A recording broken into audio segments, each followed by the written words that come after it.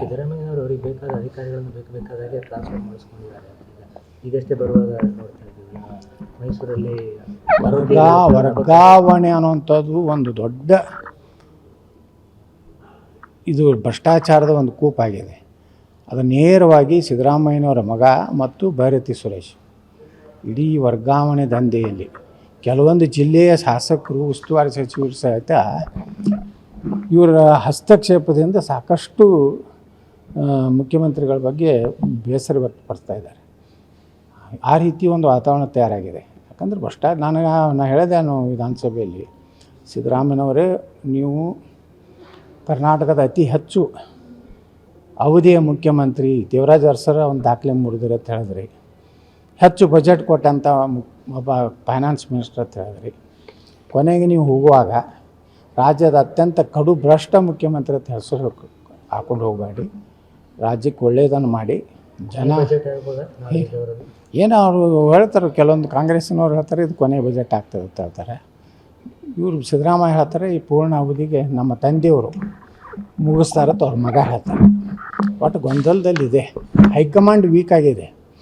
ರಾಹುಲ್ ಗಾಂಧಿಗೆ ತಲೆಯಲ್ಲಿ ಮೆದುಳಿಲ್ಲ. Central minister ಆಗಿದ್ದವರು ಈಗ ಅಲ್ಲಿ ಅಧಿವೇಶನ ನಡೀತಾ ಇರೋದು, ರಾಹುಲ್ ಗಾಂಧಿ ಅವರ ವರ್ತನೆ ನಿಮ್ಗೆ ಏನು ಅನ್ನಿಸ್ತದೆ? ಅವರು ರಾಹುಲ್ ಗಾಂಧಿ ಒಬ್ಬ ಅಪ್ರಾಪ್ತ ಬುದ್ಧಿ ಇಲ್ಲಾರ್ದವ. ನೋಡಿರಿ, ಸದನ ನಡಿಬೇಕು, ಚರ್ಚೆ ಆಗಬೇಕು.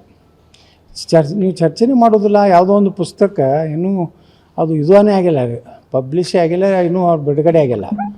ಹಂಗೆ ಸಾಕಷ್ಟು ನೆಹರು ಮತ್ತು ಗಾಂಧಿ ಮಂತಂದು ಹಗರಣಗಳು, ಅವರ ಸ್ಕ್ಯಾಂಡಲ್ಗಳು, ಅವರ ಸೆಕ್ಸ್ ಸ್ಕ್ಯಾಂಡಲ್ಗಳು ಅಂಥವು ಪುಸ್ತಕ ಭಾಳ ಅದಾವೆ ದೇಶನಾಗ. ಅದನ್ನು ಚರ್ಚೆ ಮಾಡಲಿ ಪಾರ್ಲಿಮೆಂಟ್ನಾಗ. ಇಂದಿರಾ ಗಾಂಧಿಯವ್ರು ಏನೇನು ಗದ್ದಲ ಮಾಡಿದ್ರು, ಜವಾಹರ್ಲಾಲ್ ನೆಹರು ಲಾರ್ಡ್ ಬ್ಯಾಂಡ್ ಏನು ಮೌಂಟ್ ಬ್ಯಾಟನ್ ಹೆಂಡತಿ ಜೋಡ ಏನು ಇದು ಸಂಪರ್ಕ ಇತ್ತು, ಶೇಖ್ ಅಬ್ದುಲ್ಲಾನ್ ಮನಿಯವ್ರ ಜೋಡ ಏನು ಇವನ್ನೂ ಚರ್ಚೆ ಮಾಡಲಿ. ಪ್ರಧಾನಮಂತ್ರಿ ಮೋದಿಯವರು ಏನು ಅವತ್ತಿನ ನಮ್ಮ ಏನು ವಾಯುಸೇನೆಯ ಅಧ್ಯಕ್ಷರು ಅವರು ತಮ್ಮ ಪುಸ್ತಕದಲ್ಲಿ ಏನು ಬರ್ತಾರೆ, ಯಾವುದೇ ನಿರ್ಣಯ ನೀವು ತೆಗೆದುಕೊಳ್ರಿ, ಫ್ರೀ ಹ್ಯಾಂಡ್ ಕೊಟ್ಟಾರೆ.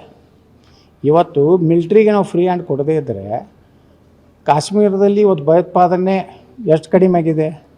ಮೊದಲು ಸೈನಿಕರನ್ನ ಯಾವ ರೀತಿ ಅವ್ರು ಹೊಡಿತಿದ್ರು. ಈಗ ಫ್ರೀ ಹ್ಯಾಂಡು ನಮ್ಮ ಮಿಲ್ಟ್ರಿ ಕೊಟ್ಟಿದ್ದರಿಂದಲೇ ಇವತ್ತು ಕಾಶ್ಮೀರ ಸಂಪೂರ್ಣವಾಗಿ ಶಾಂತಿ ಇದೆ. ಎಲ್ಲರ ಕಲ್ಲು ತೂರಾಟ ಅಥವಾ ನಮ್ಮ ಭಾರತೀಯ ಸೈನಿಕರನ್ನು, ನಮ್ಮ ಪೊಲೀಸ್ ಆರಕ್ಷಕರನ್ನು ಇವತ್ತು ಕಾಶ್ಮೀರದಲ್ಲಿ ಒಂದು ಘಟನೆ ನಾವು ನೋಡ್ತಾ ಇಲ್ಲ. ಅದು ಯಾಕಂದರೆ ಮೋದಿಯವರು ಅದನ್ನು ಫ್ರೀ ಹ್ಯಾಂಡ್ ಅವ್ರು ಕೊಟ್ಟಿದ್ದರಿಂದಲೇ ಇವತ್ತು ಕಾಶ್ಮೀರದಲ್ಲಿ ಶಾಂತಿ ನೆಲೆಸಿದೆ.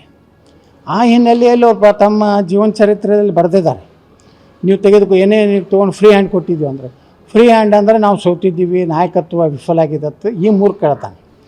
ಇವರು ಯಾವಾಗಲೂ ಕಾಂಗ್ರೆಸ್ನವರು ನಮ್ಮ ಸೈನಿಕರಿಗೆ ಕೇಳಬೇಕು. ಹಿಂದೆ ಹೇಳ್ತಿದ್ರು